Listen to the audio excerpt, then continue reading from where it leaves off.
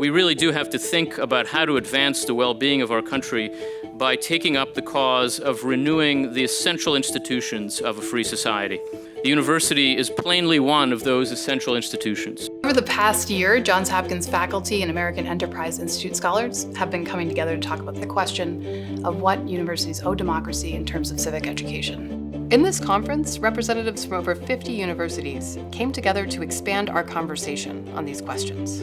We do have a crisis in higher education, and that crisis in higher education is at least partially the result of having lost our ability to communicate our beliefs and views on various issues. And what an auspicious home for an event that is about the promise of bringing together thinkers from across the nation, across the ideological spectrum, and across universities and think tanks to consider how to nurture the human capacity for thinking and acting as a citizen.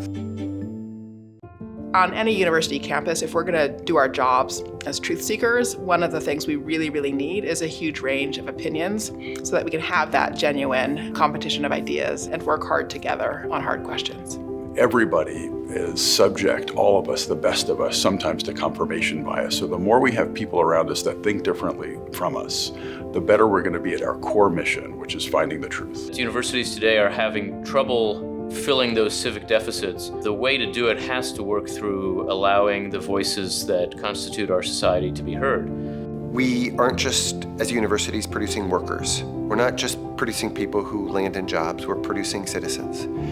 There's an opportunity in this conference to ask in a big, capacious way what the obligations are of universities to produce those citizens. It's really important that these students learn how to ask good questions of one another, to stay curious, to stay open-minded. Citizenship government is all of our business.